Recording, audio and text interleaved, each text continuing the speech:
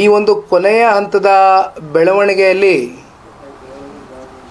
ಕಳೆದ 18 ದಿನಗಳ ಕಾಲ ನನ್ನ ಚುನಾವಣಾ ಪ್ರಚಾರದ ವೇಳೆ ಬನ್ನಿ ದೇವರಾಜಣ್ಣ ಚೇರ್ ಹಾಕಿ, ಪ್ರತಿ ಹಳ್ಳಿಯಲ್ಲೂ ಕೂಡ ಹಿರಿಯರು, ತಾಯಂದಿರು, ಯುವಕರು ಎಲ್ಲರೂ ಕೂಡ ಭಾಳ ಪ್ರೀತಿ ವಾತ್ಸಲ್ಯವನ್ನು ತೋರಿಸಿದ್ದಾರೆ. ಹತ್ತತ್ರ 87,000 ಮತಗಳು NDA ಅಭ್ಯರ್ಥಿಯಾಗಿರ್ತಕ್ಕಂಥ ನನ್ನ ಪರವಾಗಿ ಕ್ರೋಢೀಕರಿಸಿದೆ. ಪ್ರಜಾಪ್ರಭುತ್ವದ ಈ ಚುನಾವಣೆ ಅಂತಕ್ಕಂಥ ವ್ಯವಸ್ಥೆಯಲ್ಲಿ ಚುನಾವಣೆಗಳಲ್ಲಿ ತೀರ್ಮಾನ ತಗೊಳ್ತಕ್ಕಂಥ ಶಕ್ತಿ ಇರ್ತಕ್ಕಂಥದ್ದು ಒಬ್ಬರಿಗೆ, ಅದು ಜನಸಾಮಾನ್ಯರಿಗೆ, ಮತದಾರರಿಗೆ. ಅಂತಿಮವಾಗಿ ಇವತ್ತು ಮತದಾರರು ಒಂದು ತೀರ್ಪನ್ನು ಕೊಟ್ಟಿದ್ದಾರೆ, ಒಂದು ತೀರ್ಮಾನವನ್ನು ತೆಗೆದುಕೊಂಡಿದ್ದಾರೆ. ಇವೆಲ್ಲದಕ್ಕೂ ತಲೆಬಾಗ್ತೇವೆ. ಜೊತೆಯಲ್ಲಿ 87,000 ಮತಗಳು ಒಬ್ಬ ಯುವಕನ ಪರವಾಗಿ, ಪಕ್ಷದ ಪರವಾಗಿ, ಎರಡು ಪಕ್ಷದ ನಾಯಕರು, ಕಾರ್ಯಕರ್ತರು ಕಳೆದ 18-20 ದಿನದಿಂದ ನಿರಂತರವಾಗಿ ಅತ್ಯಂತ ಪ್ರಾಮಾಣಿಕವಾಗಿ ಶ್ರಮಿಸಿದ್ದಾರೆ. ಅವರೆಲ್ಲರಿಗೂ ಕೂಡ ಮಾಧ್ಯಮದ ಮೂಲಕ ಧನ್ಯವಾದಗಳನ್ನ ತಿಳಿಸ್ತಾ, ಜೊತೆಯಲ್ಲಿ ಬಹುಮುಖ್ಯವಾಗಿ ಮಾಧ್ಯಮದ ಎಲ್ಲ ಚೀಫ್ ಎಡಿಟರ್ ಲೆವೆಲಿಂದ ಹಿಡಿದು ಕ್ಯಾಮ್ರಾಮನ್ಸ್ ಇರ್ಬೋದು, ರಿಪೋರ್ಟರ್ಸ್ ಇರ್ಬೋದು, ತಾವೆಲ್ಲರೂ ಭಾಳ ಸಹಕಾರ ಕೊಟ್ಟಿದ್ದೀರಿ. ಭಾಳ ಸಹಕಾರ ಕೊಟ್ಟು ನನಗೆ ಒಂದು ಪ್ರೀತಿಯನ್ನು ತೋರಿಸಿದ್ದೀರಿ ಯುವಕನ ಪರವಾಗಿ. ನಿಮಗೂ ಕೂಡ ಧನ್ಯವಾದಗಳನ್ನ ತಿಳಿಸ್ಲಿಕ್ಕೆ ಬಯಸ್ತೇನೆ. ಹಾಗಾಗಿ ನಾನು ಎಲ್ಲರಲ್ಲೂ ಹೇಳ್ತಕ್ಕಂಥದ್ದು, ನಮ್ಮ ಕಾರ್ಯಕರ್ತರುಗಳಲ್ಲಿ ವಿಶೇಷವಾಗಿ ಈ ಒಂದು ಉಪಚುನಾವಣೆ ಬಯಸದೇ ಬಂದಂಥ ಉಪಚುನಾವಣೆ ಕೊನೆಯ ಹಂತದಲ್ಲಿ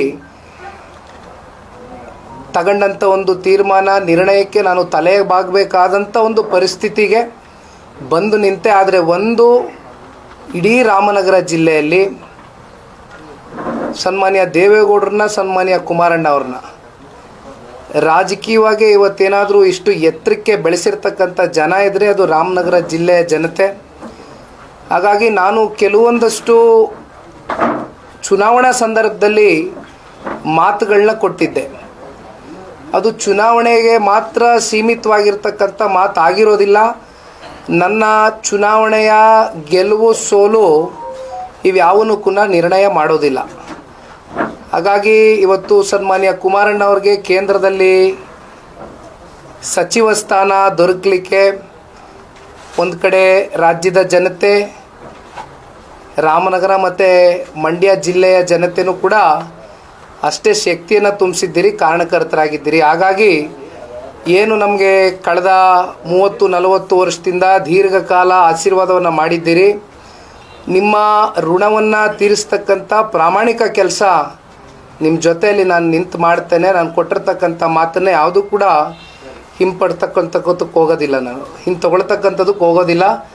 ಇವತ್ತೇನು ಯುವಕರ ಪರವಾಗಿ ಕೆಲವೊಂದಷ್ಟು ವಿಷಯಗಳ ಬಗ್ಗೆ ಪ್ರಸ್ತಾವನೆ ಮಾಡಿದ್ದೆ, ಅವೆಲ್ಲವನ್ನು ಭಾಳ ಗಂಭೀರವಾಗಿ ಪರಿಗಣನೆಗೆ ತಗೊಂಡು ಸನ್ಮಾನ್ಯ ಕುಮಾರಣ್ಣ ಅವರ ಜೊತೆಯಲ್ಲಿ ನಾನು ಈ ಜಿಲ್ಲೆಯ ಒಬ್ಬ ಮಗ ಅಂತಕ್ಕಂಥದ್ದು ನಾನು ಭಾವಿಸಿದ್ದೇನೆ. ಕಾರಣ ಇವತ್ತು ನಾವು ಇಲ್ಲಿ ಪ್ರೆಸ್ ಮೀಟ್ ಕರೆದಿರೋದು ನಮ್ಮ ಬಿಡದಿ ತೋಟದ ಮನೆಯಲ್ಲಿ. ಈ ತೋಟ ಖರೀದಿ ಮಾಡಿದ್ದೆ 85ನೇ ಇಸ್ವಿ.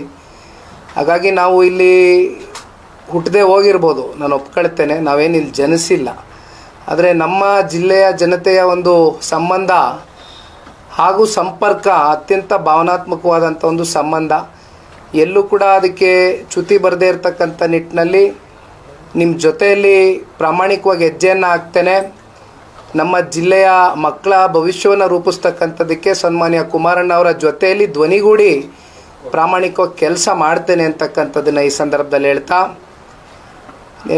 ನಮ್ಮ ಪಕ್ಷದ ಮುಖಂಡರುಗಳು, ತಾಲೂಕು ಅಧ್ಯಕ್ಷರಾಗಿರ್ತಕ್ಕಂಥ ಜಯಮುತ್ತಣ್ಣವ್ರು ಇರ್ಬೋದು, ದೇವರಾಜಣ್ಣವರು, ಜಯರಾಮಣ್ಣವರು, ಕುಮಾರ್ ಅವರು, ನಾಗರಾಜಣ್ಣವರು, ಬಾಬು ಅವರು, ಇನ್ನೂ ಇಲ್ಲಿರುವಂಥ ಎಲ್ಲ ನಮ್ಮ ಆನಂದ್ ಸ್ವಾಮಣ್ಣವರು, ಜಿಲ್ಲಾಧ್ಯಕ್ಷರು, ಭಾರತೀಯ ಜನತಾ ಪಾರ್ಟಿಯ ಜಿಲ್ಲಾಧ್ಯಕ್ಷರು ಆನಂದ್ ಸ್ವಾಮಣ್ಣವರು, ಹಾಗೂ ಭಾಳ ಜನ ಇವತ್ತು ನಮಗೆ ಮಾಧ್ಯಮದ ಮುಂದೆ ಇಲ್ಲ, ಕಾಣದೇ ಇರೋ ಕೈಗಳು ಇವತ್ತು ನಿಖಿಲ್ ಪರವಾಗಿ, ನಮ್ಮ ಇಡೀ ರಾಜ್ಯಾದ್ಯಂತ ಬಂದು ಪ್ರಚಾರವನ್ನು ಮಾಡಿದರು. ಮಂಡ್ಯ ಜಿಲ್ಲೆಯಲ್ಲೂ ಅದರಲ್ಲೂ ವಿಶೇಷವಾಗಿ ನಮ್ಮ ಪಕ್ಷದ ಅಭಿಮಾನಿಗಳು ಕಾರ್ಯಕರ್ತರು ಒಂದು ರೀತಿ ಸೈಲೆಂಟ್ ವಾರಿಯರ್ಸ್ ರೀತಿ ಕೆಲಸ ಮಾಡಿದರು. ಭಾಳ ಪ್ರಾಮಾಣಿಕವಾಗಿ ದುಡಿದಿದ್ದಾರೆ. ಎಲ್ಲರೂ ಕೂಡ ಭಾಳ ಪ್ರಾಮಾಣಿಕವಾಗಿ ಚುನಾವಣೆಯಲ್ಲಿ ಹೋರಾಟ ಮಾಡಿದ್ದೇವೆ. ಆದರೆ ಚುನಾವಣೆಯ ಗೆಲುವು ಸೋಲು ಕೆಲವೊಂದಷ್ಟು ಕಾರಣಗಳಿದ್ದೇ ಇರುತ್ತೆ, ಇಲ್ಲ ಅಂತ ನಾನೇನು ಅಲ್ಗಳೆಯೋದಿಲ್ಲ. ಬಹುಶಃ ಒಂದು ಸಮುದಾಯದ ಮತಗಳು ಕಾಂಗ್ರೆಸ್ನ ಪರವಾಗಿ ಏನು ಕ್ರೋಢೀಕರಿಸಿದ್ವು ದೊಡ್ಡ ಮಟ್ಟದಲ್ಲಿ, ಬಹುಶಃ ಇವತ್ತೇನು ಈ ಒಂದು ಅಂತರ ನಾವು ನೋಡ್ತಾ ಇದ್ದೇವೆ. ನಾವು 87,000, ಅವರು ಎಷ್ಟು 1,10,000, 11,000, 12,000 ಏನು ಪಡೆದುಕೊಂಡಿದ್ದಾರೆ. ಬಹುಶಃ ಅದೇ ಒಂದು ಸಮುದಾಯದ ಮತದಾರರು ನಾವು ಎಷ್ಟೇ ಅವ್ರ ಪರವಾಗಿ ಈ ಪಕ್ಷ ಸ್ಥಾಪನೆ ಆದಾಗಿಂದನೂ ಅವರ ಜೊತೆಯಲ್ಲಿ ಅನೇಕ ಸಂದರ್ಭದಲ್ಲಿ ನಿಂತಿದ್ದೇವೆ. ರಿಸರ್ವೇಷನ್ಗಳನ್ನ ಕೊಟ್ಟಿರ್ತಕ್ಕಂಥ ಉದಾಹರಣೆಗಳಿದೆ, ಸಾಕಷ್ಟು ವಿಷಯಗಳಿದೆ. ಆದರೆ ಇವೆಲ್ಲವನ್ನು ಇವತ್ತು ಅವರು ತೆಗೆದುಹಾಕಿ ನಮಗೆ ಯಾವುದೇ ರೀತಿ ಸ್ಪಂದನೆಯನ್ನು ಕೊಟ್ಟಿಲ್ಲ. ಆದರೆ ನಮ್ಮ ಹಳ್ಳಿಗಳಲ್ಲಿ ಆ್ಯಸ್ ಇಟ್ ಈಸ್ ನಾನು ಅನೇಕ ಸಂದರ್ಭದಲ್ಲಿ ಹೇಳಿದ್ದೀನಿ, ಏನು ನಮ್ಮ ಚನ್ನಪಟ್ಟಣ ತಾಲೂಕಿನಲ್ಲಿ ನಮ್ಮದಾದಂಥ ಸ್ಥಿರವಾದಂಥ ಮತದಾರರಿದ್ದಾರೆ, ಅವ್ರು ನಮ್ಮ ಕೈ ಬಿಟ್ಟಿಲ್ಲ. ಅವ್ರು ನಮ್ಮ ಜೊತೆಯಲ್ಲಿ ಇರೋ ಕಾರಣದಿಂದನೇ ಇವತ್ತು 87,000ವರೆಗೂ ನಾವೇನು ಟಚ್ ಮಾಡಿದ್ದೀವಿ ಮಾರ್ಜಿನ್ನು. ಹಾಗಾಗಿ ಪ್ರತಿಯೊಬ್ಬರಿಗೂ ಕೂಡ ಈ ಒಂದು ಸಂದರ್ಭದಲ್ಲಿ ಧನ್ಯವಾದಗಳನ್ನ ತಿಳಿಸ್ತೇನೆ. ಎದೆಗುಂತಕ್ಕಂಥ ಪ್ರಶ್ನೆ ಇಲ್ಲ. ಈ ಪಕ್ಷ ಕಟ್ಟಿರೋದೇ ಹೋರಾಟದ ಹಿನ್ನೆಲೆಯಲ್ಲಿ. ಇವತ್ತು ಯಾವ ಕಾರಣಕ್ಕೂ ನಮ್ಮ ಪಕ್ಷದ ಕಾರ್ಯಕರ್ತರುಗಳು ಭಾವನೆಗಳಿಗೆ ಒಳಗಾದರೂ ಕೂಡ ನನ್ನ ಕಡೆಯಿಂದ ನಾನು ಯಾವುದೇ ಭಾವನೆಗಳನ್ನ ಹೊರಗಾಗ್ತಕ್ಕಂಥದ್ದಕ್ಕೆ ಹೋಗೋದಿಲ್ಲ. ಅದಕ್ಕೆ ಕಾರಣ ನಮ್ಮ ಪಕ್ಷದ ಕಾರ್ಯಕರ್ತರು, ಈ ಪಕ್ಷದ ಬೆನ್ನೆಲುಬು. ಅವ್ರಿಗೆ ನಾನು ಎಲ್ಲೂ ಕೂಡ ಮನಸ್ಸುಗಳಲ್ಲಿ ನೋವು ಪಡಿಸ್ತಕ್ಕಂಥ ಪ್ರಶ್ನೆ ಇಲ್ಲ. ಇಡೀ ರಾಜ್ಯದಲ್ಲಿ ಇರ್ತಕ್ಕಂಥ ಎಲ್ಲ ನನ್ನ JDSನ ನಿಷ್ಠಾವಂತ ಕಾರ್ಯಕರ್ತರಿಗೊಂದು ಮಾತನ್ನು ಕೊಡ್ತೇನೆ. ಈ ಪಕ್ಷವನ್ನು ಸನ್ಮಾನ್ಯ ದೇವೇಗೌಡರು ಸಾಹೇಬರು ಫಿನಿಕ್ಸ್ನಂತೆ ಏನು ಕಟ್ಟಿದ್ದಾರೆ. 2 ಸೀಟ್ ಬಂದಂಥ ದಿನವೂ ನೋಡಿದ್ದೇವೆ. ಸಂಪೂರ್ಣ ಬಹುಮತವನ್ನು ಈ ರಾಜ್ಯದ ಜನತೆ ಆಶೀರ್ವಾದದಿಂದ ನಾವು ದೊರಕಿರ್ತಕ್ಕಂಥದ್ದನ್ನು ನೋಡಿದ್ದೇವೆ. ಎಲ್ಲ ಏಳು ಬೀಳುಗಳನ್ನ ನೋಡಿದ್ದೀವಿ ಈ ಪಕ್ಷ. ಹಾಗಾಗಿ ಎಲ್ಲವನ್ನು ಕೂಡ ಸಮಾನ ಮನಸ್ಸಿನಿಂದ ಸಮಚಿತ್ತವಾಗಿ ತಗೊಂಡು ಹೋಗ್ತಕ್ಕಂಥ ಪ್ರಾಮಾಣಿಕ ಕೆಲಸ ಮಾಡ್ತೇನೆ. ವಯಸ್ಸು ಚಿಕ್ಕದಿದೆ, ಜೊತೆಯಲ್ಲಿ ಇವತ್ತು ನಾನು ಸಾರ್ವಜನಿಕ ಬದುಕಿಗೆ ಬಂದಿರತಕ್ಕಂಥದ್ದು ಏನೋ ನಮ್ಮ ತಂದೆ ನಮ್ಮ ತಾತ ರಾಜಕಾರಣ ಮಾಡ್ಕೊಂಡು ಬಂದಿದ್ದಾರೆ, ನಾನು ಸುಮ್ಮನೆ ಅವರ ಹೆಸರಲ್ಲಿ ರಾಜಕಾರಣ ಮಾಡ್ಕೊಂಡು ಹೋಗ್ಬೇಕು ಅಂತಕ್ಕಂಥದ್ದು ಒಂದೇ ಪ್ರಶ್ನೆ ಅಲ್ಲ. ಇಲ್ಲಿ ಯಾವ ಸಮುದಾಯಗಳಿಗೆ ಧ್ವನಿ ಇಲ್ಲ, ಯಾವ ಯುವಕರು ಇವತ್ತು ಓದಿದ್ರೂ ಕೂಡ ಉದ್ಯೋಗಗಳು ಸೃಷ್ಟಿ ಆಗ್ತಾ ಇಲ್ಲ, ಎಲ್ಲರಿಗೂ ಒಂದು ಧ್ವನಿಯಾಗಿ ಕೆಲಸ ಮಾಡ್ತಕ್ಕಂಥ ಕೆಲಸವನ್ನು ಪ್ರಾಮಾಣಿಕವಾಗಿ ನಿಖಿಲ್ ಕುಮಾರಸ್ವಾಮಿ ಮಾಡ್ತಾನೆ. ಅದರಿಂದ ಯಾವ ಕಾರಣಕ್ಕೂ ನಾನು ಹಿಂಸರಿತಕ್ಕಂಥ ಪ್ರಶ್ನೆ ಇಲ್ಲ ಅಂತಕ್ಕಂಥದ್ದನ್ನ ಹೇಳ್ತಾ, ಮಾಧ್ಯಮದ ಸ್ನೇಹಿತರಿಗೆ ಮತ್ತೊಮ್ಮೆ ತಾವೆಲ್ಲರೂ ಇಷ್ಟು ದಿನಗಳ ಕಾಲ ನಮ್ಮ ಜೊತೆಯಲ್ಲಿ ನಿಂತು ಬಿಸಿಲಿರಲಿ ಮಳೆ ಇರಲಿ ರಾತ್ರಿ 12 ಗಂಟೆ ಆಗಲಿ ನಮ್ಮ ಜೊತೆಯಲ್ಲಿ ಹೆಜ್ಜೆ ಹಾಕಿದ್ದೀರಿ. ತಮ್ಮೆಲ್ಲರಿಗೂ ಕೂಡ ಧನ್ಯವಾದಗಳನ್ನ ತಿಳಿಸ್ತೇನೆ. Thank you. ನಿಖಿಲ್ ಕುಮಾರಸ್ವಾಮಿ, ಈ ಚುನಾವಣೆ ಕಡೆಗಳಿಗೆಯಲ್ಲಿ ಫೇಸ್ ಮಾಡಬೇಕಂತ ಅನಿವಾರ್ಯತೆ ನಿಮಗೆ ಸೃಷ್ಟಿಯಾಗಿತ್ತು, ಅದು ನಿಮ್ಮದೇ ಬೇಸ್ ಕೂಡ ಇತ್ತು. ಎಡವಿದ್ದಲ್ಲಿ ಆಗದೆ ಈಗ ತಾನೇ ಚುನಾವಣೆ ಫಲಿತಾಂಶ ಹೊರಗೆ ಬಂದಿದೆ. ಚುನಾವಣಾ ಕೊನೆಯ ಹಂತದ ತೀರ್ಮಾನಕ್ಕೆ ನಾನು ಬಂದು ನಿಂತೆ ಅಂತಕ್ಕಂಥದ್ದನ್ನು ಅನೇಕ ಸಂದರ್ಭದಲ್ಲಿ ನಾನು ಮಾತನಾಡಿದ್ದೀನಿ.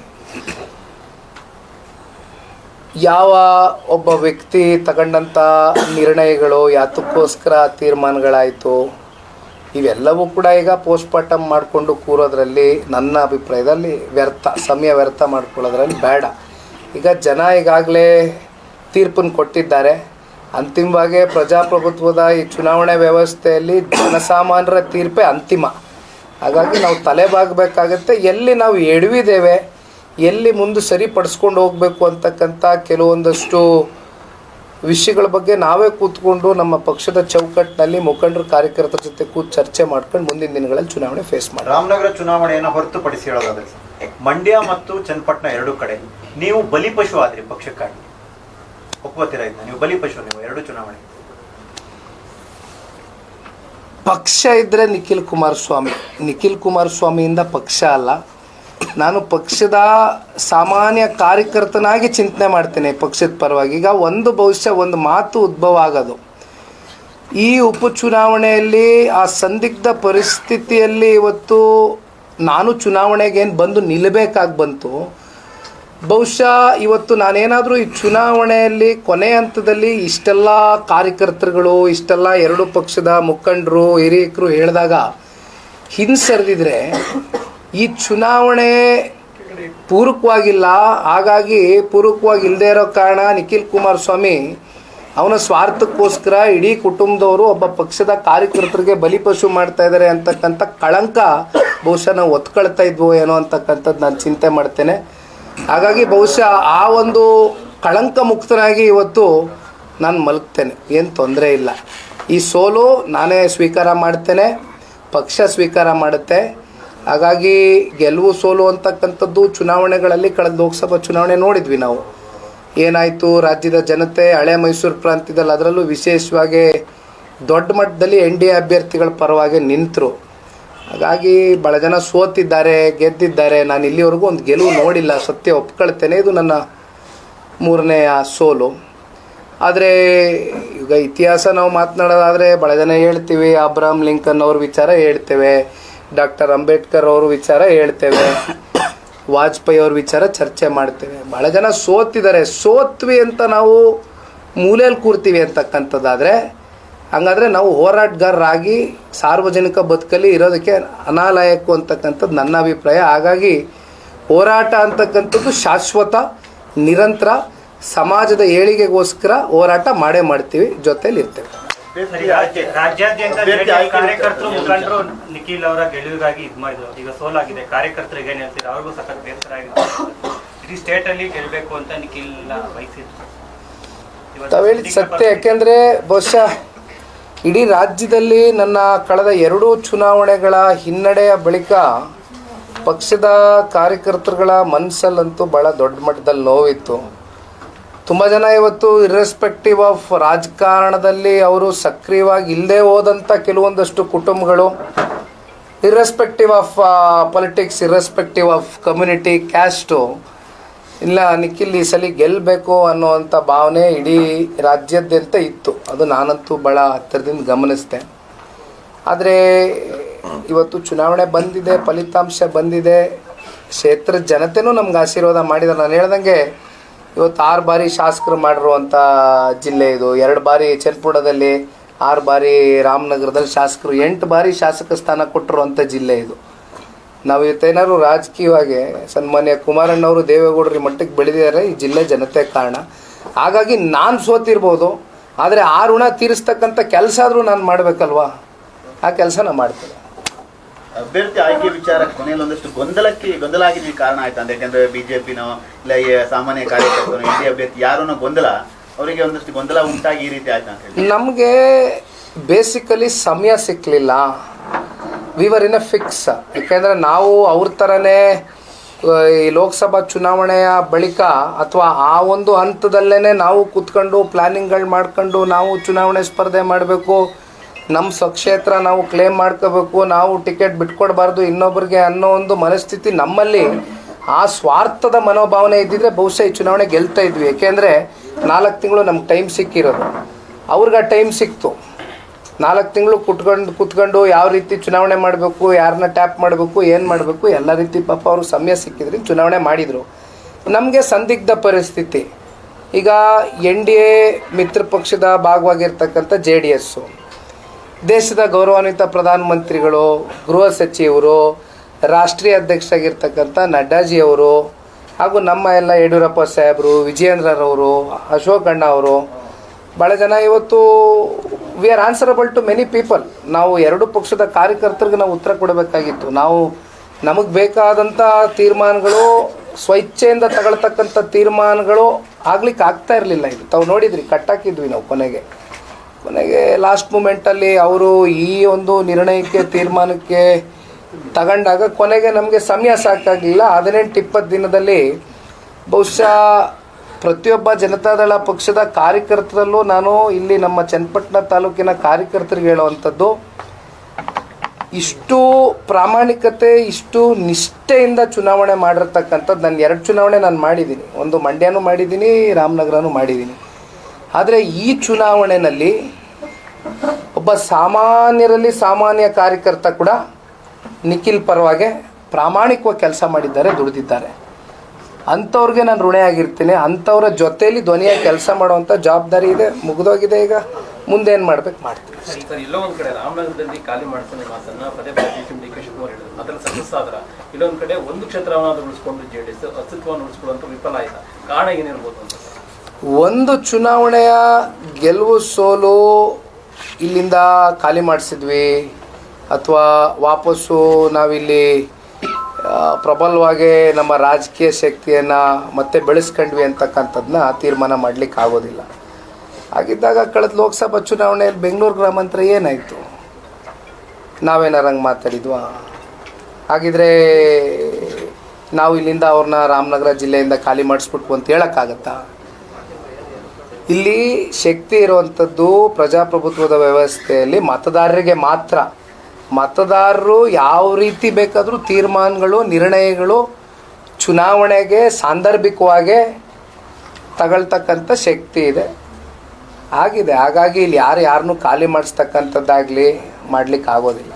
ಕುಮಾರಸ್ವಾಮಿ ಸೋಲು, ಡಿ ಕೆ ಶಿವಕುಮಾರ್ ಗೆಲುವು ಅನ್ನೋ ಮಾತನ್ನ ಡಿ ಕೆ ಶಿವಕುಮಾರ್ ಹೇಳ್ತಾರೆ ಸರ್. ನನ್ನ ಗೆಲುವು ಚನ್ನಪಟ್ಟಣದಲ್ಲಿ, ಕುಮಾರಸ್ವಾಮಿ ಅವರು ಸೋಲು ಅಂತ. ಸಂತೋಷ ಆಯಿತು.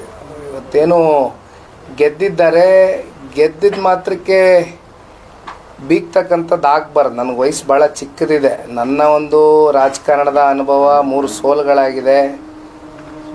ಪೆಟ್ಟು ತಿಂದಿದ್ದೇನೆ. ನನ್ನಲ್ಲಿ ಏನು ಜಾಸ್ತಿ ಲೋಪದೋಷಗಳಿಲ್ಲ ಅಂದರೂ ಕಾರಣಾಂತರಗಳಿಂದ ಚುನಾವಣೆಯಲ್ಲಿ ಸೋತಿದ್ದೀನಿ. ಆದರೆ ಗೆದ್ವಿ ಅನ್ನೋ ಮಾತ್ರಕ್ಕೆ ಬೀಗಿದ್ರೆ ಮತ್ತೆ ಅದೇ ಜನ ಮುಂದಿನ ಚುನಾವಣೆಗಳಲ್ಲಿ ಯಾವ್ಯಾವ ರೀತಿ ಉತ್ತರ ಕೊಡ್ತಾರೆ. ಹಾಗಾಗಿ ಇವತ್ತೊಂದು ಅವಕಾಶ ಸಿಕ್ಕಿದೆ. ಅದೇನು ಕ್ಷೇತ್ರದ ಜನತೆ ಪರವಾಗಿ ನಿಂತು ಅದೇನೋ ಈಗ ಎಷ್ಟೆಲ್ಲ ಫಂಡು 500 ಕೋಟಿ ರೂಪಾಯಿ ಎಷ್ಟೋ ತಗೊಂಬಂದಿದ್ದೀನಿ ಅಂತಾರಲ್ಲ, ದಯಮಾಡಿ ಮುಂದುವರಿಸಲಿ. ನಾವು ನಮ್ಮ ಕಡೆಯಿಂದ ನಮ್ಮ ಕ್ಷೇತ್ರದ ಆಗುಹೋಗುಗಳು, ಅಭಿವೃದ್ಧಿ ವಿಚಾರ ಇರ್ಬೋದು, ಉದ್ಯೋಗದ ವಿಚಾರ ಇರ್ಬೋದು, ಇವೆಲ್ಲದಕ್ಕೂ ಪ್ರಾಮಾಣಿಕವಾಗಿ ಸ್ಪಂದನೆಯನ್ನು ಕೊಡ್ತೇವೆ. ಸೋಲಿಗೆ ಸಾಕಷ್ಟು ಕಾರಣಗಳಿರ್ತವೆ ಸರ್. ಪ್ಲಸ್ಸು ಮೈನಸ್ ಎರಡೂ ಆಗ್ತಾ ಇರೋ ಸಂದರ್ಭದಲ್ಲಿ ನಿಮಗೆ ಚುನಾವಣೆ ಸಂದರ್ಭದಲ್ಲಿ ನಿಮ್ಮ ಲೂಪಲ್ಸ್ ಏನು, ಮೈನಸ್ಗಳೇನು, ಅದು ಯಾರು ತಮಗೆ ಸುತ್ತಮುತ್ತಲು ಹೇಳಲಿಲ್ವಾ? ಅದನ್ನು ಸರಿಪಡಿಸೋ ಪ್ರಯತ್ನ ಆಗಲಿಲ್ಲ?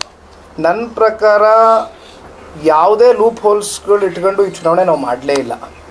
ನನಗೆ ಅತ್ಯಂತ ಆತ್ಮತೃಪ್ತಿ ಇದೆ.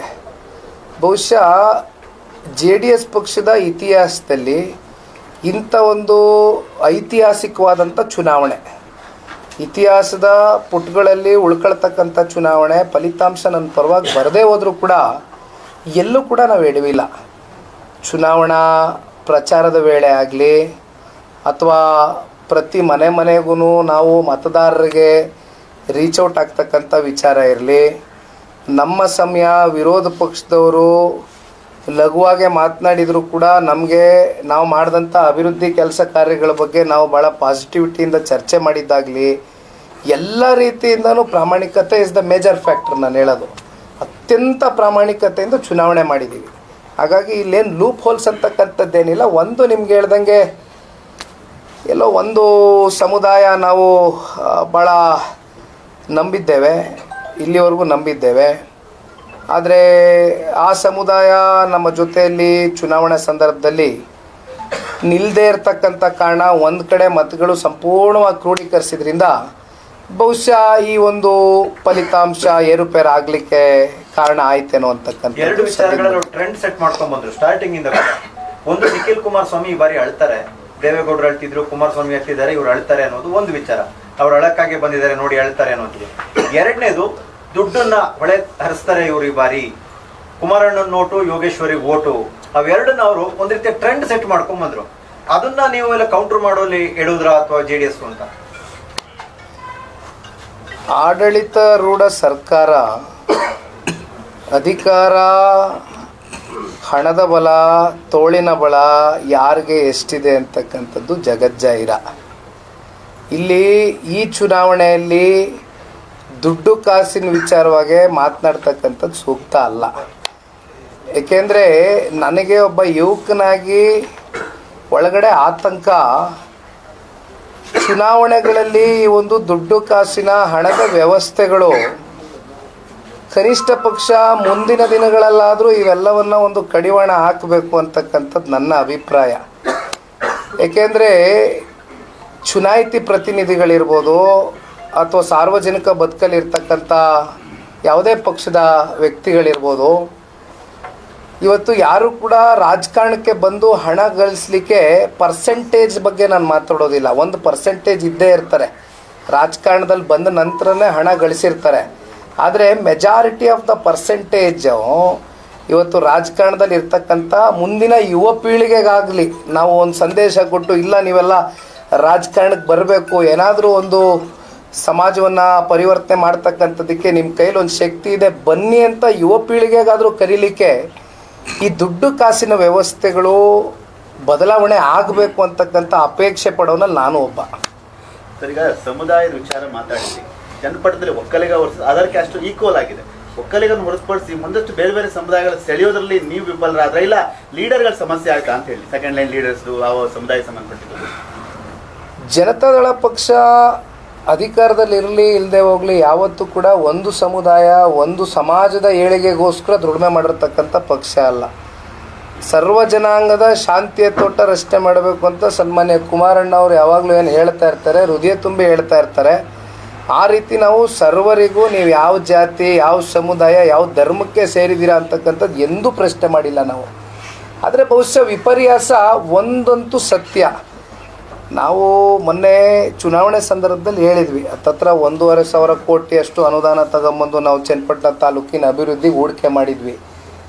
ಆದರೆ ನಮ್ಮಲ್ಲಿ ಪ್ರಚಾರದ ಕೊರತೆ, ನಾವು ಪ್ರಚಾರ ಪಡೆದುಕೊಳ್ಳಕ್ಕೆ ಹೋಗಿಲ್ಲ. ಅದು ಬಹುಶಃ ನಮ್ಮಲ್ಲಿ ಇರುವಂಥ ದೊಡ್ಡ ಲೋಪದೋಷ ಅಂತಕ್ಕಂಥದ್ದನ್ನ ನಮಗೆ ಅರಿವಾಗಿರುವಂಥದ್ದು. ನಾವು ಚುನಾವಣೆ ಸಂದರ್ಭದಲ್ಲೇ ನಾವು ಮಾತನಾಡ್ತಾ ಇದ್ವಿ. ಈಗ 10 ರೂಪಾಯಿ ಕೆಲಸ ಮಾಡಿದ್ರೆ 100 ರೂಪಾಯಿಯಷ್ಟು ಇವತ್ತು ಪ್ರಚಾರ ಪಡ್ಕೊಳ್ತಕ್ಕಂಥ ಸಮಾಜದ ಮಧ್ಯೆ ಇವತ್ತು 1000 ರೂಪಾಯಿ ಕೆಲಸ ಮಾಡಿ 10 ರೂಪಾಯಿ ಕೂಡ ನಾವು ಪ್ರಚಾರ ಪಡ್ಕೊಂಡಿಲ್ವಲ್ಲ ಅಂತಕ್ಕಂಥದ್ದನ್ನ ಬಹುಶಃ ಆ ವಿಚಾರ ಅಂತೂ ನಾವು ಹೇಳ್ಬೋದು ಇವತ್ತು. ಆದರೆ ನಾವು ಯಾವತ್ತೂ ಒಂದು ಸಮುದಾಯ ಜಾತಿ ಪರವಾಗಿ ಕೆಲಸ ಮಾಡಿಲ್ಲ. ಎಲ್ಲರ ಜೊತೆಯಲ್ಲೂ ಇದ್ದೇವೆ, ಮುಂದೆನೂ ಇರ್ತೇವೆ. ಸರಿ, ಪ್ರಚಾರದ ಬಗ್ಗೆ ಹೇಳಿದ್ವಿ. ಹಿಂದೆ ನಿಮ್ಮ ಎಲೆಕ್ಷನ್ 19 ಎಲೆಕ್ಷನ್ಲೂ ಕೂಡ ಕುಮಾರಸ್ವಾಮಿ ಅವರು ಮುಖ್ಯಮಂತ್ರಿ ಆಗಿದ್ರು, ರೈತರ ಸಾಲ ಮನ್ನಾ ಮಾಡಿದ್ರು. ಅದಾದ ನಂತರದಲ್ಲಿ ಸಾಕಷ್ಟು ಒಂದು ವಿವಾದಗಳು ಬಂದಾಗ ಒಂದು ಸಮುದಾಯಗಳ ಜೊತೆ ನಿಂತಿದ್ರು ಅವರು. ಅಂದ್ರೆ 23 ಎಲೆಕ್ಷನ್ ಆಗ್ಬೋದು, ಮತ್ತೆ ಈ ಎಲೆಕ್ಷನ್ಲೂ ಕೂಡ ಪ್ರಚಾರದ ವಿಚಾರ ಮಾತಾಡಿ ಅಲ್ಲಿಂದ ಇಲ್ಲಿವರೆಗೂ ಅದನ್ನು ಸರಿ ಮಾಡ್ಕೊಳಕ್ ಆಗ್ಲಿಲ್ವಾ ಅಂತ. ತಾವು ಒಳ್ಳೆ ಪಾಯಿಂಟ್ ನಾನು ಮಿಸ್ಔಟ್ ಮಾಡಿದ್ದೆ. ಈಗ ರೈತರ ಸಾಲ ಮನ್ನಾ ಬಗ್ಗೆ ನೀವೇನು ಚರ್ಚೆ ಮಾಡ್ತೀರಿ, ಈಗ ರೈತರ ಸಾಲ ಮನ್ನಾ ಬರೀ ಹಳೆ ಮೈಸೂರು ಪ್ರಾಂತ್ಯದಲ್ಲಿ ಅಷ್ಟೇ ಆಗಿಲ್ಲ. ಯಾಕೆಂದರೆ ನಮಗೆ ನಮ್ಮ ಪಕ್ಷ ಬಲಿಷ್ಠವಾಗಿರುವಂಥದ್ದೇ ಹಳೆ ಮೈಸೂರು ಪ್ರಾಂತ್ಯ. ಇದು ವಾಸ್ತವ, ಒಂದು ಹಂತದ ಬಲಿಷ್ಠತೆ ಇರುವಂಥದ್ದು ನಮಗೆ ಹಳೆ ಮೈಸೂರು ಪ್ರಾಂತ್ಯ. ಆದರೆ ಉತ್ತರ ಕರ್ನಾಟಕಕ್ಕೆ ಹೋದರೂ ಕೂಡ irrespective of cost and community ಪ್ರತಿಯೊಬ್ಬರಿಗೂ ರೈತರ ಸಾಲ ಮನ್ನಾ ಆಗಿದೆ. ಹಾಗಾಗಿ ಮುಂದಿನ ದಿನಗಳಲ್ಲಿ ಈಗೇನು ಸನ್ಮಾನ್ಯ ದೇವೇಗೌಡರು ಸಾಹೇಬ್ರನ್ನ ನಾವೆಲ್ಲ ಹಿಂದೆ ಭಾಳ ಚಿಕ್ಕ ಹುಡುಗರು, ಆದರೆ ದೇವೇಗೌಡರು ಸಾಹೇಬರು ಕೂತ್ಕೊಂಡು ನಮಗೆ ಒಂದಷ್ಟು ಪಾಠಗಳು ಮಾಡ್ತಾ ಇರ್ತಾರೆ, ಒಂದಷ್ಟು ಅವ್ರ ಇತಿಹಾಸವನ್ನು ತಿರ್ಚಬೇಕಾದ್ರೆ ನೋಡ್ತಾ ಇರ್ತೇವೆ. ಎಲ್ಲ ಸಮುದಾಯ ಜಾತಿಗಳಿಗೂ ಕೂಡ ಸಮಚಿತ್ತವಾಗಿ ಒಂದು ಶಕ್ತಿಯನ್ನು ತುಂಬಿಸ್ತಕ್ಕಂಥ ಕೆಲಸ ಸನ್ಮಾನ್ಯ ದೇವೇಗೌಡರು ಸಾಹೇಬರು ಮಾಡ್ಕೊಂಬಂದಿದ್ದಾರೆ. ಇವೆಲ್ಲವನ್ನು ಒಂದು ಮಾರ್ಗದರ್ಶನದ ರೀತಿ ನಾವು ಕೂಡ ಮುಂದಿನ ದಿನಗಳಲ್ಲಿ ನಮ್ಮ ಯುವ ಪೀಳಿಗೆ ಇರ್ಬೋದು ಅಥವಾ ಹಿರೀಕರನ್ನ ವಿಶ್ವಾಸಕ್ಕೆ ತೊಗೊಂಡೋಗ್ತಕ್ಕಂಥ ಕೆಲಸವನ್ನು ಸಂಘಟನೆಯ ದೃಷ್ಟಿಯಿಂದ ಮಾಡ್ತೇನೆ. ನಾನು ಸಂಘಟನೆ ಮಾಡ್ತೀನಿ, ಕಾರ್ಯಕರ್ತರಿಗೆ ಧೈರ್ಯ ತುಂಬ್ತೀನಿ ಅಂದರೆ ಬಹುಶಃ ದೇವೇಗೌಡರ ಮೊಮ್ಮಗನಾಗಿ ಕುಮಾರಸ್ವಾಮಿಯ ಮಗನಾಗಿ ನಿಮ್ಮ ಮುಂದೆ 2 ಮಾಡೆಲ್ ಇದೆ. ಒಂದು ದೇವೇಗೌಡರ ಮಾಡಲ್ ಪಾಲಿಟಿಕ್ಸು, ಇಲ್ಲ ಕುಮಾರಸ್ವಾಮಿ ಅವರ ಮಾಡಲ್ ಪಾಲಿಟಿಕ್ಸ್. ನಿಮಗೆ ಯಾವ್ದು ಅನಿವಾರ್ಯ ಅಥವಾ ಅಗತ್ಯ ಅಂತ ಅನಿಸ್ತು? ನನ್ನ ಅಭಿಪ್ರಾಯದಲ್ಲಿ ಪ್ರತಿಯೊಬ್ಬರ ವ್ಯಕ್ತಿಯಲ್ಲೂ ಕೂಡ ಈಗ ಬಹುಶಃ ಕುಮಾರಣ್ಣನಿಗೆ ಇರ್ತಕ್ಕಂಥ ಹೃದಯವಂತಿಕೆ ಏನಿದೆ, ಹೃದಯ ವೈಶಾಲ್ಯತೆ ಗುಣಗಳು, ಹೃದಯವಂತಿಕೆ ಬಹುಶಃ ಸಾರ್ವಜನಿಕ ಬದುಕಿಗೆ ಬಂದ ಮೇಲೆ ಎಲ್ಲವೂ ಕೂಡ ಒಂದು ರೀತಿ ಲೆಕ್ಕಾಚಾರದ ರೀತಿ ರಾಜಕಾರಣಗಳು ನಡೆಯುತ್ತೆ. ಆದರೆ ನಮ್ಮ ತಂದೆ ಅಂತ ಹೇಳ್ತಕ್ಕಂಥದ್ದೆಲ್ಲ ಇವತ್ತು ಇಡೀ ರಾಜ್ಯನೂ ನೋಡಿದ್ದಾರೆ. ಸನ್ಮಾನ್ಯ ಕುಮಾರಣ್ಣ ಅವರ ತಾಯಿ ಹೃದಯವನ್ನು ಯಾರೇ ಕಷ್ಟ ಅಂತ ಬಂದರೂ ಕೂಡ ಅವರು ಹೃದಯ ಮಿಡಿಯುತ್ತೆ. ಹಾಗಾಗಿ ಆ ಒಂದು ಗುಣ ಅಂತೂ ನಾನು ಖಂಡಿತವಾಗ್ಲೂ ಸನ್ಮಾನ್ಯ ನಮ್ಮ ತಂದೆಯವರಲ್ಲಿ ಅಳವಡಿಸ್ಕೊಳ್ಳಿಕ್ಕೆ ಯಾವಾಗಲೂ ಕೂಡ ಅಳವಡಿಸ್ಕೊಳ್ಳಿಕ್ಕೆ ಅನ್ನೋದಕ್ಕಿಂತ ಹೆಚ್ಚಾಗಿ ಇಟ್ ಶುಡ್ ಬಿ ನ್ಯಾಚುರಲ್. ಇನ್ನೊಬ್ಬರು ನೋವಲ್ಲಿದ್ದಾಗ ಅವರ ಜಾಗದಲ್ಲಿ ನಾವು ನಿಂತು ಯೋಚನೆ ಮಾಡ್ತಕ್ಕಂಥದ್ದು ಆಗಬೇಕು. ಆಗಲೇ ನಾವು ಜನಪ್ರತಿನಿಧಿಗಳು ಅಂತ ಅನ್ಸ್ಕೊಳ್ಳೋಕ್ಕೆ ಅರ್ಹರಿರ್ತೀವಿ. ಅದನ್ನು ಹೊರತುಪಡಿಸಿ ಈಗ ಸನ್ಮಾನ್ಯ ದೇವೇಗೌಡರು ಸಾಹೇಬರು ಬಂದು is N encyclopaedia of politics. ಅಲ್ಲಿ ಕಲಿತಕ್ಕಂಥದ್ದಕ್ಕೆ ಎಷ್ಟು ಆಳವಾಗಿ ಹೋದರೂ ಅಷ್ಟು ಡೆಪ್ತು ಡೀಟೇಲ್ಸ್ ಸಿಗುತ್ತೆ. ಹಾಗಾಗಿ ಇಬ್ಬರ ಒಂದು ವ್ಯಕ್ತಿತ್ವನೂ ಕೂಡ ಮುಂದಿನ ದಿನಗಳಲ್ಲಿ ಒಂದು ರೂಢಿಸ್ಕೊಳ್ತಕ್ಕಂಥ ಒಂದು ಕೆಲಸವನ್ನು ಮಾಡ್ತೇನೆ. ಜವಾಬ್ದಾರಿನೂ ನನ್ನ ಮೇಲಿದೆ. ಗೊತ್ತಿದೆ ಇವತ್ತು ಪ್ರಾದೇಶಿಕ ಪಕ್ಷ ಕಟ್ತಕ್ಕಂಥದ್ದು ಎಷ್ಟು ಕಷ್ಟ ಇದೆ, ಕಟ್ಟಿ ಉಳಿಸ್ಕೊ ಬರ್ತಕ್ಕಂಥದ್ದು ಎಷ್ಟು ಕಷ್ಟ ಇದೆ ಅನ್ನೋದು. ಹಾಗಾಗಿ ಇವೆಲ್ಲ ಕಷ್ಟದ ಅರಿವು ನನಗೆ ಗೊತ್ತಿದೆ. ಅದರಲ್ಲೂ ನಮ್ಮದು hour party is not built by leaders, it is built by ಕಾರ್ಯಕರ್ತರು. ನಮ್ಮ ಪಕ್ಷ ಅತಿ ಹೆಚ್ಚು ಕಾರ್ಯಕರ್ತರು ಇರುವಂಥ ಪಕ್ಷ ಜನತಾದಳ ಪಕ್ಷ. ಹಾಗಾಗಿ ಅವರೆಲ್ರಿಗೂ ಇವತ್ತು ಶಕ್ತಿ ತುಂಬಿಸ್ತಕ್ಕಂಥ ಕೆಲಸ ಮಾಡಬೇಕು. ಬಹುಶಃ ತಾವು ಸುಖೇಶ್ ಅವರು ತಾವು ಕೇಳಿದ್ರಿ ಕಣ್ಣಲ್ಲಿ ನೀರು ಹಾಕಿದ ವಿಚಾರ. ನಾನು ಚುನಾವಣೆಗೆ ನಿಂತಾಗ ಯಾವ ಕಾರಣಕ್ಕೂ ನನ್ನಲ್ಲಿ ಇರ್ತಕ್ಕಂಥ ಯಾವುದೇ ಭಾವನೆಗಳನ್ನ ಹೊರಗಡೆ ಹಾಕಬಾರ್ದು ಅಂತಕ್ಕಂಥದ್ದು ಆಲೋಚನೆ ಮಾಡಿದ್ದೆ. ಅದಕ್ಕೆ ಕಾರಣನೇ ಪಕ್ಷದ ಕಾರ್ಯಕರ್ತರು ಹುಮ್ಮಸ್ ಕಮ್ಮಿ ಆಗಬಾರ್ದೆಲ್ಲೋ ಅಂತ. ದಿನ ಕಾರಣಾಂತರಗಳಿಂದ ಆಯಿತು. ಆದರೆ ಇವತ್ತೇ ನನ್ನ ಬೆಳಗ್ಗೆಯಿಂದ ಕಣ್ಣಲ್ಲಿ ನೀರು ಹಾಕಿಲ್ಲ. ಯಾಕೆಂದರೆ ಬೇಡ, ನಮ್ಮ ಪಕ್ಷದ ಕಾರ್ಯಕರ್ತರುಗಳು ಟ್ರೆಂಡ್ ಸೆಟ್ ಮಾಡಿದ್ರು ಆ ಟೈಮಲ್ಲಿ. ಇಲ್ಲ, ನಾವೇನು ಕಣ್ಣಲ್ಲಿ ನೀರು ಹಾಕಿ ಮತ ಗಿಟ್ಟಿಸ್ಕೊಳ್ಬೇಕಾಗಿರುವಂಥ ಅನಿವಾರ್ಯತೆ ಏನಿಲ್ಲ. ಒಂದಷ್ಟು ಸಂದರ್ಭದಲ್ಲಿ ನಾವು ಭಾವನಾತ್ಮಕವಾಗಿ ಕೆಲವೊಂದಷ್ಟು ಘಟನೆಗಳು, ಕೆಲವೊಂದಷ್ಟು ಹಿನ್ನಡೆಗಳು, ಕೆಲವೊಂದಷ್ಟು ಮೋಸಕ್ಕೆ, ಷಡ್ಯಂತ್ರಕ್ಕೆ ಬಲಿಯಾಗಿರ್ತಕ್ಕಂಥದ್ದು ಇವೆಲ್ಲವೂ ಕೂಡ ಚುನಾವಣಾ ಸಂದರ್ಭದಲ್ಲಿ ಆ್ಯಸ್ ಎ ಕ್ಯಾಂಡಿಡೇಟ್ ಅಂತ ಅನ್ನಿಸ್ಕೊಂಡಾಗ ನಾವು we have to see in many perspectives, ಹಲವಾರು ಆ್ಯಂಗಲ್ಗಳಲ್ಲಿ ನೋಡಬೇಕಾಗ್ತದೆ. ಹಾಗಾಗಿ ಅನಿರೀಕ್ಷಿತವಾಗಿ ಆಯ್ತು ಅಷ್ಟೇ, ಬಿಟ್ಟರೆ ಬೇರೆ ಅದರ ಹಿಂದಿನ ಉದ್ದೇಶ ಏನಿಲ್ಲ. ಕೊನೆ ಎರಡು ಕ್ಷೇತ್ರದ ಹಿನ್ನಡೆ, ಎರಡು ಚುನಾವಣೆ ಹಿನ್ನಡೆ ಆಯಿತು. ಇದು ಮೂರನೇ ಚುನಾವಣೆ ಕೂಡ ಹಿನ್ನಡೆ ಆಗಿದೆ. ಸಹಜವಾಗಿಯೇ ಈ ಒಂದು ಚುನಾವಣೆ ಫಲಿತಾಂಶ ಬೇಸರ ಆಗಿದೆ. ಕುಟುಂಬ ಯಾವ ರೀತಿ ನೋಡುತ್ತೆ ಈ ಒಂದು ಫಲಿತಾಂಶ ಅಂತ? ಒಂದು ಕಡೆಗೆ ರೇವತಿ ಅವರು ಕೂಡ ಪ್ರಚಾರ ಮಾಡಿದ್ರು, ದೇವೇಗೌಡರು ಪ್ರಚಾರ ಮಾಡಿದ್ರು, ಕುಮಾರಸ್ವಾಮಿ ಪ್ರಚಾರ ಮಾಡಿದ್ರು, ಎಲ್ಲರೂ ಕೂಡ ಪ್ರಚಾರ ಮಾಡಿದ್ರು. ನಿಮ್ಮ ರಾಜಕೀಯ ಭವಿಷ್ಯ ದೃಷ್ಟಿಯಿಂದ ಸರ್? ನನ್ನ ಕುಟುಂಬ, ಪಕ್ಷದ ಕಾರ್ಯಕರ್ತರು, ಜೊತೆಯಲ್ಲಿ ನಮ್ಮ NDA ಮಿತ್ರ ಪಕ್ಷವಾಗಿರ್ತಕ್ಕಂಥ ಭಾರತೀಯ ಜನತಾ ಪಾರ್ಟಿಯ ಕಾರ್ಯಕರ್ತರು, ನಾವೆಲ್ಲರೂ ಒಂದು ಕುಟುಂಬದ ರೀತಿ ಇವತ್ತು ಆಲೋಚನೆ ಮಾಡಬೇಕಾಗ್ತದೆ. ಈ ಮೂರು ಇವತ್ತೇನು ಉಪಚುನಾವಣೆಗಳ ಸೋಲಿದೆ, ಇದನ್ನು ಮುಂದಿನ ದಿನಗಳಲ್ಲಿ ಎರಡು ಪಕ್ಷದ ನಾಯಕರು ಕೂತ್ಕೊಂಡು ವಿಮರ್ಶೆಯನ್ನು ಮಾಡ್ತೇವೆ. ಮುಂದೆ ಯಾವ ರೀತಿ ಸರಿಪಡಿಸ್ಕೊಂಡು ಹೋಗಬೇಕು, ನಮ್ಮಲ್ಲಿ ಏನಾದರೂ ಸಣ್ಣ ಪುಟ್ಟ ಲೋಪದೋಷಗಳಾಗಿದೆಯಾ ಕೂತ್ಕೊಂಡು ಚರ್ಚೆ ಮಾಡ್ತೇವೆ. ಅದನ್ನು ಹೊರತುಪಡಿಸಿ ಇವತ್ತು ಇಲ್ಲಿ ಕುಟುಂಬ ಅಂದರೆ ನಮ್ಮ ತಂದೆ, ನಮ್ಮ ತಾತ, ನಮ್ಮ ತಾಯಿ, ನನ್ನ ಹೆಂಡತಿ, ಈ ಪ್ರಶ್ನೆ ಬರೋದಿಲ್ಲ. ಇದು ನಮ್ಮ ಕಾರ್ಯಕರ್ತರುಗಳ ಒಂದು ಭಾವನೆಗಳಿಗೆ ಇವತ್ತು ನೋವಾಗಿದೆ. ಮೊದಲು ಅವ್ರಿಗೆ ಸ್ಪಂದಿಸ್ತಕ್ಕಂಥ ಕೆಲಸ ಮಾಡಬೇಕು. ಆ ಜವಾಬ್ದಾರಿ ನನ್ನ ಮೇಲಿದೆ, ಮಾಡ್ತೇನೆ. ಈಗ ಮುಂದಿನ ದಿನಗಳಲ್ಲಿ ನಿಖಿಲ್ ಅವರು ಪರಾಜಿತ ಆದಂಥ ಸ್ಥಳದಲ್ಲೇ ಗೆದ್ದು ಜನರ ಸೇವೆ ಮಾಡ್ತಾರ ಅಂತ ಎಲ್ಲಿಂದ? ಅಲ್ಲ, ಈಗ ನಾನು ಈ ಜಿಲ್ಲೆ ಬಿಟ್ಟಾಗಲಿ ಅಥವಾ ಇನ್ನೊಂದು ಕಡೆ ಎಲ್ಲಿ ನಿಂತ್ಕೊಳ್ತಕ್ಕಂಥದ್ದು ಈಗ ನಾನು ಅದರ ಬಗ್ಗೆ ಚರ್ಚೆ ಮಾಡೋದಿಲ್ಲ. ನನಗೆ ಜನ ಮತ ನೀಡಿದ್ದಾರೆ. ರಾಮನಗರದಲ್ಲಿ 76,000 ಜನ ಆಶೀರ್ವಾದ ಮಾಡಿದ್ದಾರೆ. ಇಲ್ಲಿ 87,000 ಜನ ಆಶೀರ್ವಾದ ಮಾಡಿದ್ದಾರೆ. ಮೇಲ್ಗಡೆನೂ ನಮ್ಮ ಲೀಡ್ರ್ಗಳಿಗೆ ನಾನು ಒಂದೇ ಮಾತು ಹೇಳಿದೆ, ದಯಮಾಡಿ ಧೃತಿಗೆಡಬೇಡಿ. ಇವತ್ತು ನಾನು MLA ಅಂತಕ್ಕಂಥ ಒಂದು ಪಟ್ಟ ಇಲ್ಲ ಅಷ್ಟೇ ಅಲ್ವಾ. ಅದನ್ನು ಹೊರತುಪಡಿಸಿ ಈ ಜಿಲ್ಲೆಯ ಜನತೆ, ಕ್ಷೇತ್ರದ ಜನತೆ, ರಾಜ್ಯದ ಜನತೆ ಇವತ್ತು ಸನ್ಮಾನ್ಯ ಕುಮಾರಣ್ಣವ್ರಿಗೆ ಶಕ್ತಿ ತುಂಬಿಸಿದ್ದಾರೆ. ಕೇಂದ್ರದಲ್ಲಿ ಸಚಿವರಾಗಿದ್ದಾರೆ. ಅವ್ರಿಗೆ ಶಕ್ತಿ ತುಂಬಿಸಿದ ಮೇಲೆ ಈಗ ಅವ್ರ ಋಣ ತೀರಿಸ್ತಕ್ಕಂಥ ಕೆಲಸ ನಾನು ಮಾಡಬೇಕಾ ಬೇಡವಾ? ನಾನು ಮಾಡ್ತೀನಿ, ಖಂಡಿತವಲ್ಲೂ ಅವ್ರ ಜೊತೆಲಿ ಇರ್ತೇನೆ. ಸೋಲಿಂದ ಹತಾಶ ಆದರೆ ಮುಂದಿನ ದಿನಗಳಲ್ಲಿ ರಾಜ್ಯಾದ್ಯಂತ ಪ್ರವಾಸ ಮಾಡಿ ಪಕ್ಷ ಕೆಟ್ಟುವಂತ ಕೆಲಸ ಮಾಡ್ತೀರಾ? ಈಗ ಆಲ್ರೆಡಿ ನಾನು ಅದನ್ನು ಮಾಡಿದ್ದೆ. 7 ಜಿಲ್ಲೆಗಳ ಪ್ರವಾಸ ಮಾಡಿದ್ದೀನಿ. ಅದನ್ನು ಮುಂದುವರಿಸ್ತೇನೆ. ಅದು ಒಂದು ಭಾಗ, ನಮ್ಮ ಪಕ್ಷದ ಸಂಘಟನೆ ದೃಷ್ಟಿಯಿಂದ ಮಾಡ್ತಕ್ಕಂಥದ್ದು ಒಂದು ಭಾಗ. ಆದರೆ ಬೇರೆ ಎಲ್ಲ ವಿಚಾರಗಳಲ್ಲೂ ಯಾವ ರೀತಿಯ ಒಂದು ಪಕ್ಷದ ನಾಯಕರ ಒಂದು ಮಾರ್ಗದರ್ಶನವನ್ನು ಪಡೆದು ಕೆಲಸ ಮಾಡಬೇಕು, ಮಾಡ್ತೇನೆ. Thank you.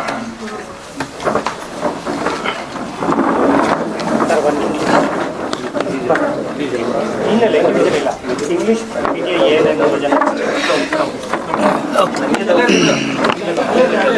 ಕುತ್ಕೊಬಿಡಿ, ಇಟ್ಬಿಡಿ, ಎಲ್ಲ ಇಟ್ಬಿಡಿ.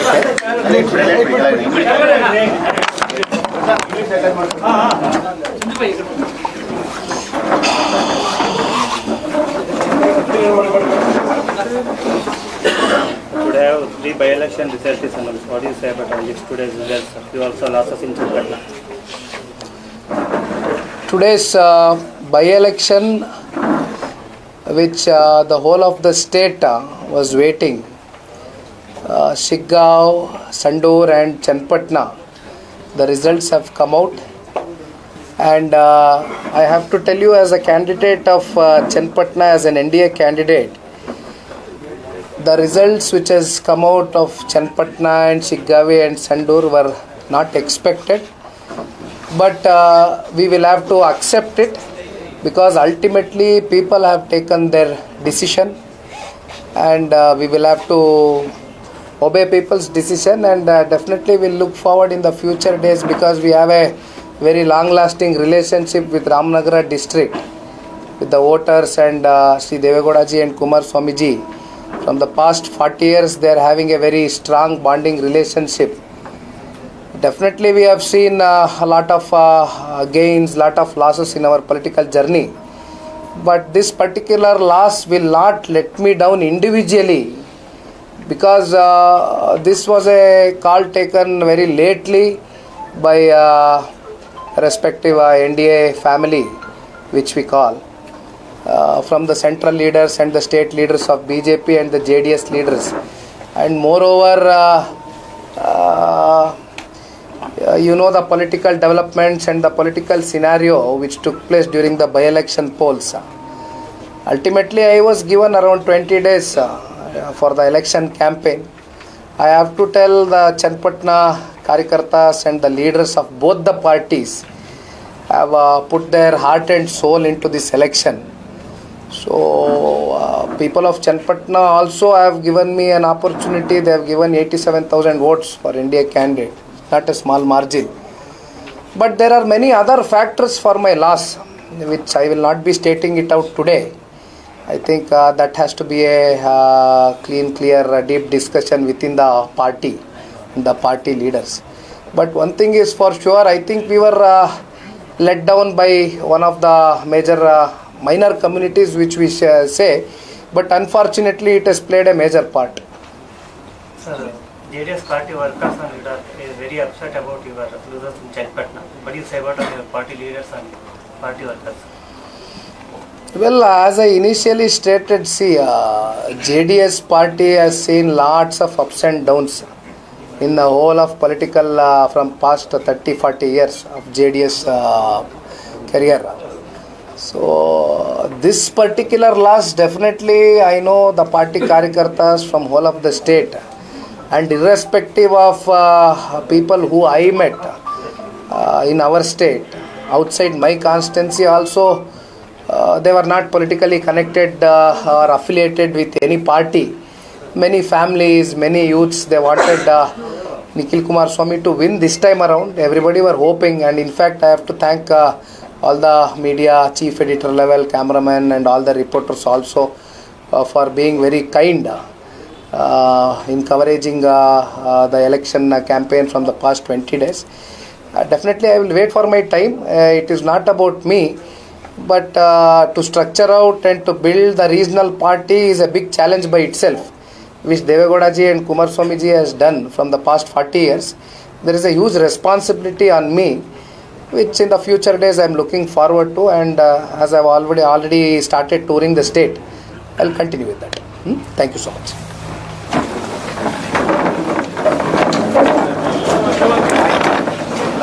Thank you, madam. Thank you. ಊಟ ಮಾಡಿದ್ದೆ, Thank you,